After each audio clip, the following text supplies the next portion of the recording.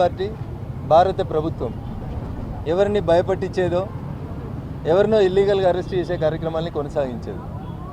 Investigating agencies తప్పు చేసినటువంటి వ్యక్తుల్ని ఏ కలుగులో దాక్కున్నా వెలికి తీసుకొస్తాయి, పట్టుకొస్తాయి, జ్యుడిషియల్ కస్టడీకి రిమాండ్కి పంపిస్తాయి. తర్వాత ఏం చేయాలనేది న్యాయస్థానాలు చూస్తాయి. కాబట్టి సోదరి కవిత భారతీయ జనతా పార్టీ కేంద్ర ప్రభుత్వం మమ్మల్ని భయపట్టియాలని చూస్తుంది అని చేసినటువంటి కామెంట్స్ని విత్డ్రా చేసుకుంటే గౌరవప్రదంగా ఉంటుంది అనేది ఈ సందర్భంగా తెలియజేస్తా ఉన్నాను. అట్లా భయపట్టించేది ఉంటే కవితనో, కేటీఆర్నో, హరీష్నో ఆలోచించాల్సిన అవసరం లేదు. తీసుకుపోతే కేసీఆర్ని కూడా తీసుకుపోయేటోళ్ళం అట్లా భయపట్టించాలనుకుంటే. కాబట్టి తప్పుడు వ్యాఖ్యానాలు వద్దు. చేసిన తప్పుడు పనులకి బరాబరి శిక్ష పడుతుంది. పోలీసు వాళ్ళు కేసు పెడతారు, కోర్టులకు తీసుకుపోతారు. దానికి భారతీయ జనతా పార్టీ ఏమో చేస్తుంది. ఇంతకుముందు కూడా సోదరి కవిత ఇట్లే మాట్లాడింది, మోడీలు, ఈడీలు, బోడీలు అని. టీఆర్ పోయించిన తర్వాతనే అర్థమైందేమో అనుకున్నాం, మనుషులు మారుతారేమో అనుకున్నాం. ఇప్పుడు కూడా మళ్ళీ కేటీఆర్ గారు అట్లే మాట్లాడుతున్నారు, మోడీలకు, బోడీలకు, ఈడీలకు భయపడ్డామని. మోడీ గారికి ఏం సంబంధం? మీరు ఫార్ములా ఈ రేస్ కేసులో ఎలక్షన్ కమిషన్ అనుమతి తీసుకోకుండా ఒక బాధ్యతాయుతమైన మంత్రి స్థానంలో ఉండి రాతపూర్వకంగా ఎట్లాంటి ఆదేశాలు ఇవ్వక మౌఖిక ఆదేశాల మేరకు ఈ దేశ సొమ్ముని రిజర్వ్ బ్యాంక్ ఆఫ్ ఇండియా అనుమతి లేకుండా, భారత ప్రభుత్వం అనుమతి లేకుండా విదేశాలకు పంపించి దాని మీద కేసు అయితే ఏదో మమ్మల్ని భయపట్టియాలని చూస్తున్నారు. మిమ్మల్ని భయపట్టిస్తే మాకేం వస్తుంది? ఆల్రెడీ సచ్చిన పాము మీరు. సచ్చిన పాముకి పాలు పోసినా నీళ్లు పోసినా వచ్చేది లేదు, సచ్చేది లేదు. అది ఎట్లా చచ్చిందే. కాబట్టి టీఆర్ఎస్ గురించి మేము మాట్లాడడం ఎప్పుడో మానేసినాం, మర్చిపోయినాం. వాళ్ళని వాళ్ళు ప్రజెంట్ చేసుకోవడం కోసం రోజు ఏదో దగ్గర అయితే చెల్లె, లేకపోతే అన్న, లేకపోతే హరీష్, మీరు తప్ప ఎవరు లేడా తెలంగాణలో ప్రతిపక్షం? కవిత నిన్న మాట్లాడుతూ ఉన్నారు, సోదరి కవిత గారు, బీసీలకు అన్యాయం జరిగింది, బీసీ గణన చేయాలి.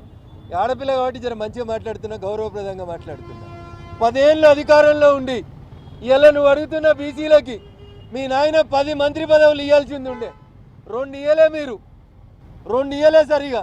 అందులో బీసీ బిడ్డను అర్ధాంతరంగా తీసి అవతల వారేసిండు మీ నాయన. కవిత, ఆ రోజు నీ నోరు ఎందుకు మూతపడ్డది? గది మాట్లాడు చెల్లె, గౌరవంగా ఉంటుంది.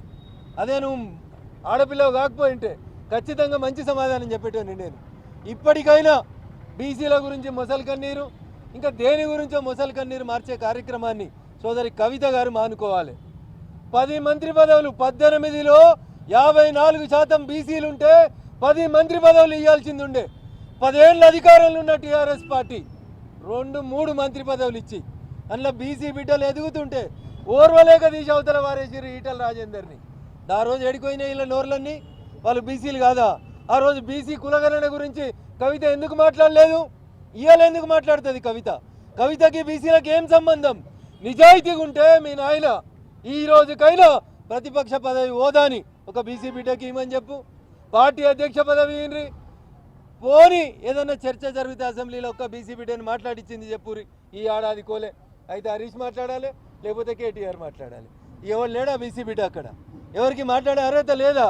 మీ అన్న కంటే ముందు, మీ బావ కంటే ముందు మంత్రులైన వాళ్ళు, తలసాని శ్రీనివాస్ యాదవ్ లాంటి వాళ్ళు చాలామంది ఉన్నారు కదా అక్కడ.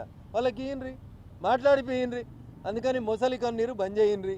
మీడియా మిత్రులకు కూడా నాది విజ్ఞప్తి, ఆ ముగ్గురు గురించి రాయడం బంద్ చేయండి. పొద్దుగాలైతే వాళ్ళే ఉన్నట్టు, ప్రతి సమస్య వాళ్ళకే తెలిసినట్టు. ఈ సమస్యలన్నిటికి కారణం ఆ ముగ్గురే. ఈ రాష్ట్రానికి పట్టిన దరిద్రం ఏమైనా ఉందంటే అది టీఆర్ఎస్ పార్టీయే. ఇక వాళ్ళు వచ్చి బీసీ గణన చేయండి, బీసీలకు మంత్రి పదవులు ఇవ్వండి. మీరు కూడా మాట్లాడితే ఎట్లుంటుంది చెల్లె? దయ్యాలు వేదాలు వాళ్ళు ఇచ్చినట్టు ఉంటుంది. అందుకని దయచేసి మేము మీ జోలికి రావట్లేదు. మీ సావు మీరు సావుండ్రి, మీ కర్మ మీరు అనుభవిస్తున్నారు. అన్ని కులాలను నాశనం చేసి, అన్ని వ్యవస్థల్ని నాశనం చేసి, తెలంగాణ ఉద్యమకారుల ఉసురు పోసుకున్నందుకు మంచోడు మౌనంగా ఏడిస్తే ఆ మంచోని కన్నీరే మీ కొంపకు దాక్తుందని చెప్తారు. అది జరిగింది. ఇప్పటికైనా మౌనంగా ఉండుర్రి. ప్రజలు ఓట్లయితే ఎప్పుడన్నా 1-2 గెలిపిస్తే సంతోషపడుర్రి. ఎక్కువ ఎగిరిపడ్డారు అనుకోండి, మళ్ళీ భూమికి వేసి కొడతారు అనేది యాదికుంచుకోండి. భారతీయ జనతా పార్టీ జోలికి, నరేంద్ర మోడీ గారి ప్రభుత్వం జోలికి వస్తే మేము మొదటి నుంచి కూడా, నేను కూడా నీకంటే ఎక్కువ జై తెలంగాణ అన్నోని చెల్లె. ఈట్ కా జవాబ్ పత్తర్ సే జరూర్ ఆప్కు మిలేగా.